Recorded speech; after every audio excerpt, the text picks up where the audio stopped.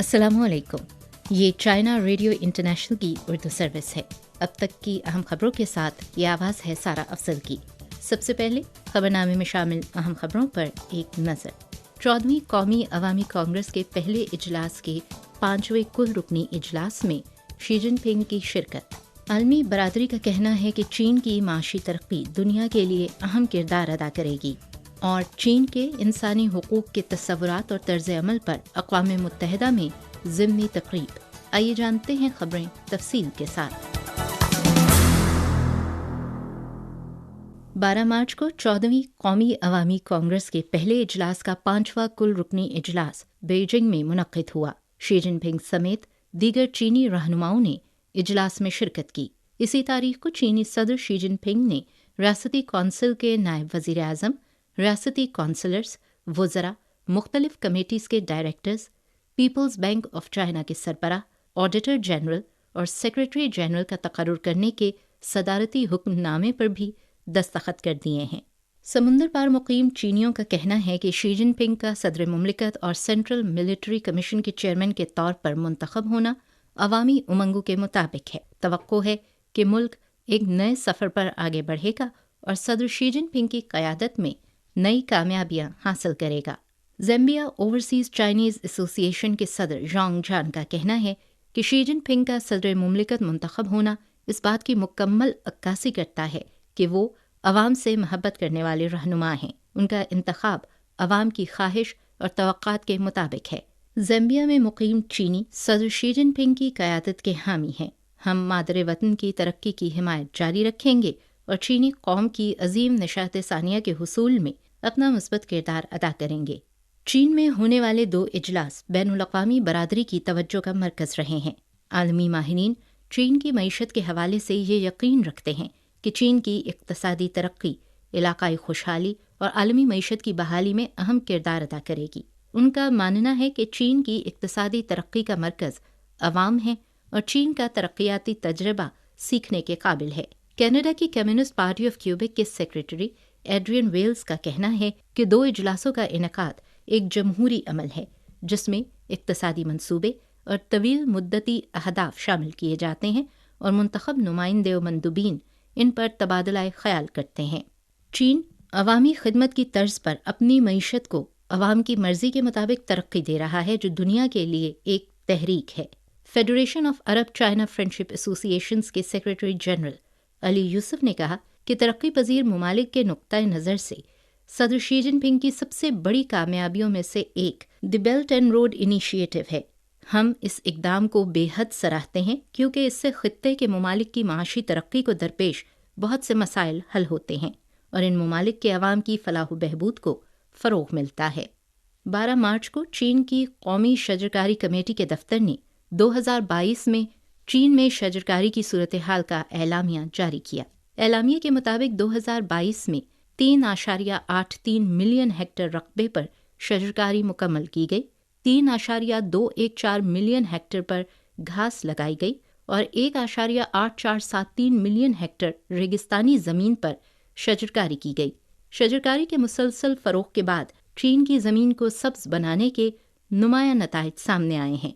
एलामिया के मुताबिक अब तक चीन में जंगलात की कवरेज की शरह 24.2% तक पहुंच गई है, जबकि जंगलात का ज़ख़ीरा 19.493 बिलियन मकब मीटर तक हो गया है।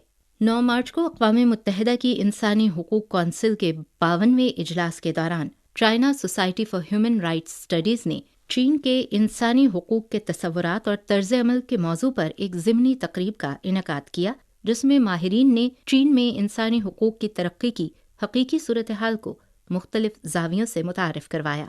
बीजिंग इंस्टीट्यूट ऑफ टेक्नोलॉजी के मरकज़ साइंस और टेक्नोलॉजी और इंसानी हुकूक के प्रोफेसर शी जिनपिंग ने निशानदही की कि चीन तरक्की के अमल में इंसानी हुकूक के तहफ़्फ़ुज़ और फ़रोग़ पर सख्ती से अमल करता है। सिर्फ तरक्की ही तमाम पहलुओं से मादी बुनियाद और समाजी शरायत कायम कर सकती है और मुख्तलिफ इंसानी हुकूक के जामे तहफ़्फ़ुज़ का हुसूल मुमकिन बना सकती है। चाइना तिब्बतोलॉजी रिसर्च सेंटर के institute of sociology and economics के प्रोफेसर रालू ने बाज़ बैनुल-अक़वामी ज़राए इब्लाग़ की झूठी रिपोर्ट्स की तरदीद करते हुए निशानदही की कि बोर्डिंग स्कूल तिब्बती आबादी की रिहायशी جغرافیائی اور ماحولیاتی خصوصیات جیسے عوامل کو مد نظر رکھتے ہوئے قائم کیا گیا تھا۔ یہ اسکول تبت کے دور دراز علاقوں میں کسانوں اور چرواہوں کے بچوں کے تعلیمی حقوق کا زیادہ سے زیادہ تحفظ کرتے ہیں اور تبت کی ترقی کے لیے بڑی تعداد میں ہنرمندوں کو تربیت دیتے ہیں۔ سنکیانگ سے تعلق رکھنے والے پروفیسر مہیموتی اور ڈاکٹر نیرو برالتی نے نشاندہی کی کہ چینی حکومت نے سنکیانگ کے لوگوں کو فائدہ پہنچانے کے لیے روزگار کی پالیسیز کا بہترین نفاذ کیا ہے، جس سے سنکیانگ کے محنت کشوں اور روزگار کے تحفظ کے سلسلے میں پالیسی کے نظام، روزگار کے پیمانے اور اس کے ڈھانچے، مزدوری کے معیار اور مزدوروں کی آمدنی کے لحاظ سے ترقی اور پیش رفت ہوئی ہے۔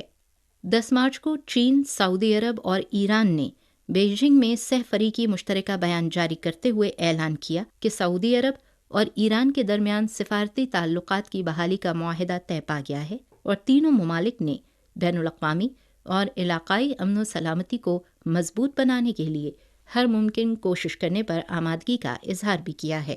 اس معاہدے کے بعد سعودی عرب اور ایران کے درمیان تعلقات کے ایک نئے باب کا آغاز ہوا ہے۔ متعدد ذرائع ابلاغ نے اس حوالے سے مشرق وسطیٰ کی سفارتکاری کے لیے یہ ایک بہت بڑی پیش رفت ہے، یہ ایک تاریخی سنگ میل ہے جیسے مثبت تجزیے پیش کیے ہیں، یہاں تک کہ وہ مغربی ذرائع ابلاغ جو چین کے بارے میں ہمیشہ متعصبانہ رویہ رکھتے ہیں، انہوں نے بھی چین کی ثالثی کی کوششوں کی توثیق کی ہے۔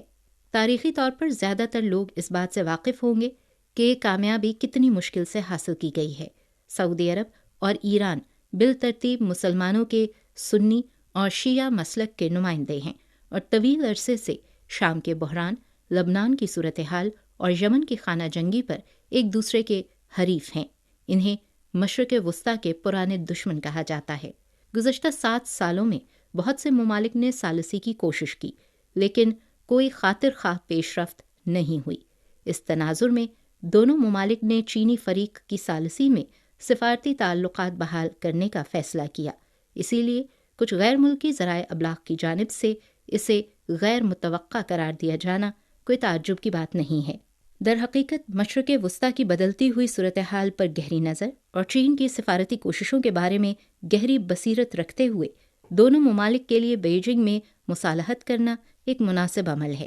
گزشتہ برسوں کے دوران مغربی ممالک نے امریکہ کی سرکردگی میں مشرق وسطیٰ کے اندر مسلسل تضادات اور تنازعات پیدا کیے ہیں، جس کا نتیجہ مقامی بدامنی کے طور پر سامنے آیا۔ مشرق وسطیٰ کے ممالک پر یہ بات واضح ہو گئی ہے کہ امریکہ ناقابل اعتبار ہے، صرف مذاکرات اور امن ہی مسئلے کو حل کر سکتے ہیں، اور یہ کہ خطے کی تقدیر مشرق وسطیٰ کے تمام ممالک کے عوام کے ہاتھوں میں ہونی چاہیے۔